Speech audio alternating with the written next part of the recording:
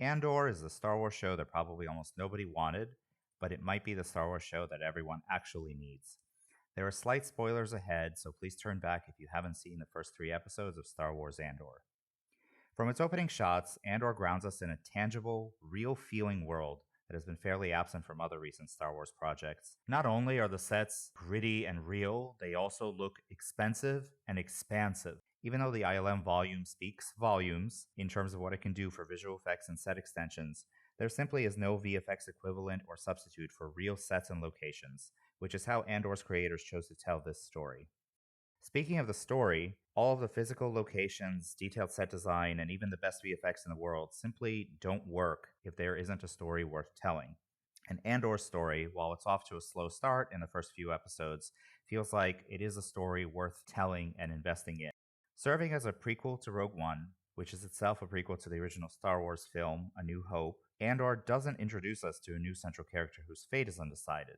In fact, it drops us into the life of a character we met before but didn't get to learn too much about. And based on the depiction of Andor in the first 3 episodes, I'm really excited to learn more about him and see where his personal story goes and how he gets to the character that we met in Rogue One.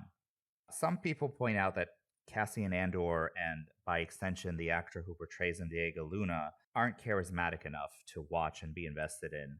But I think Andor is depicted as a very well-rounded character. He's smart, he's resourceful, and determined to survive.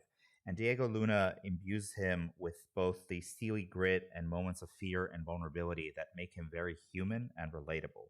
Based on the 3-episode premiere, the story of Cassian Andor is also the larger story of how the rebellion is born. And yet, at the same time, it actually feels like a smaller story than some of the other Star Wars stories, where most Star Wars projects consist of these larger-than-life characters like Jedi and ultra-skilled bounty hunters, or characters of galactic import like chancellors and senators. Andor's cast of characters focuses on ordinary people who are going about their lives at the height of the Empire's power. On one hand, you have the Morlana 1 security officers who lead what looks like more stable and comfortable lives because they're subcontractors of the Empire. And on the other, you have the population of Ferrix, specifically Cassian's friends who work and struggle and smuggle to survive and have each other's backs and are forming real relationships. I disagree with the notion that the setting is just a general sci-fi show with Star Wars simply pasted into the title. Really, not everything in the Star Wars universe needs to have references to the Force or kyber crystals. This series so far doubles down on the idea of doing something familiar but different in the Star Wars universe. Whereas Rogue One inevitably not only mentioned the Force but depicted it through Chirrut and through the Darth Vader scene at the end, Andor simply focuses on the day-to-day lives of ordinary people in the galaxy. Some of these people might rise to greater import as they become soldiers or leaders of the rebellion, but right now they're just ordinary folks trying to survive. And speaking of those ordinary folks and how they relate to Star Wars, Luke Skywalker and Darth Vader might have taken down the Emperor in that final battle over Andor, but that final battle wouldn't have happened in the first place without ordinary people, normal people who signed up to be soldiers of the rebellion, pushing the advantage against the Empire, pushing the Empire to such a point that Palpatine found the rebels, if not an outright threat, at least annoying enough to set the trap to destroy them in the first place.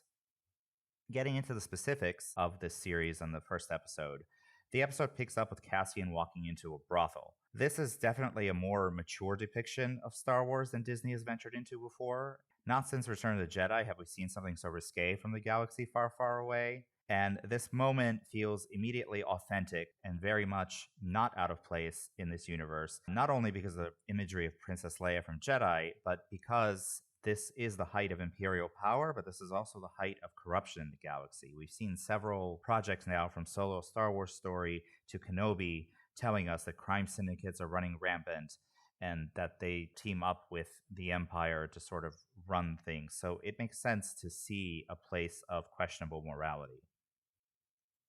Another thing I like about the series is that the people really do act like people. The Star Wars prequels take a lot of flack for not depicting people acting like people actually would.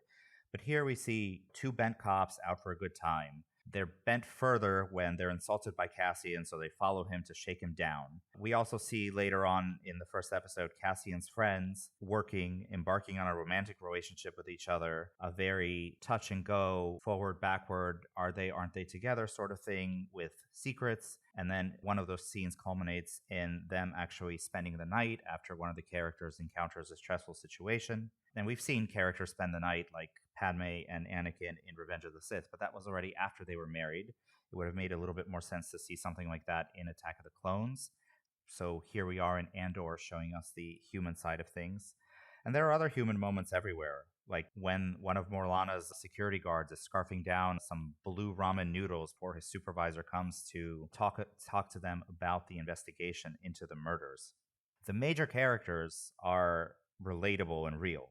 Cyril Karn, the security officer who ignores his supervisor's warning to leave things alone, is a man who appreciates order but strives to do the right thing. He's not evil in the classical sense, but he's capable of committing evil because of his devotion to the system. He may very well turn out to become disillusioned and might join the rebels, or he might save Andor's life at a critical moment. We'll have to see.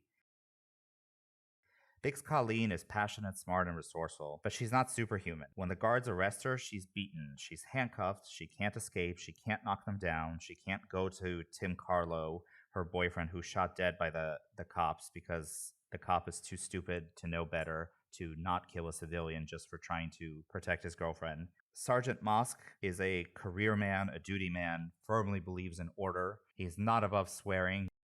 And finally, Marva Andor is a bit of a mystery, but she's likely to unfold more during the flashbacks. And that mystery is not heavy handed. The series is not about the mystery box to keep you interested. It feels like everything is building to something, and we actually don't quite yet know what it's building to, but I really enjoy that. The series also goes out of its way to give the people of Ferrix their own culture, something else that Star Wars hasn't done in a long time. From the way one man in the tower rings the bell, to the way the general population uses ringing as a means of communication and intimidation.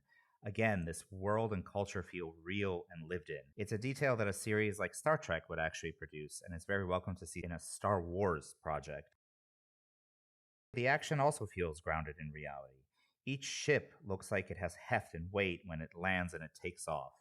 The fight between Cassie and the two cops in episode 1 is efficient and easy to follow. It's over quickly without extra drama and extra flourishes that would take you out of the reality of the scene. The showdown in episode 3 is immersive and inventive with all of those mechanisms flying through the air. No one is an acrobat, though. There aren't things flying all over the place through the Force. It's just characters facing off, using their wits and the surrounding geography and terrain to their advantage and disadvantage. For example, Cassian cornering Cyril Karn isn't a miracle. It makes sense because being a thief and a smuggler and someone who lives his entire life on the run, Cassian would know the in and outs of his hometown way better than an off-worlder. So, the final verdict? I'm invested and can't wait to see where the story goes.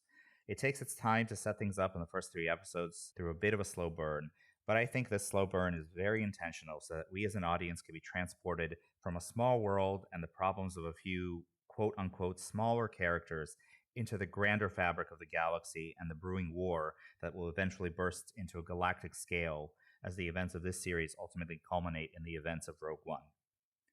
With that, I thank you for watching. If you enjoyed this review, please hit the like and subscribe buttons below. If there's content you would like to see, please leave a comment as well, and tune back in for more Star Wars and other sci-fi and fantasy-related content.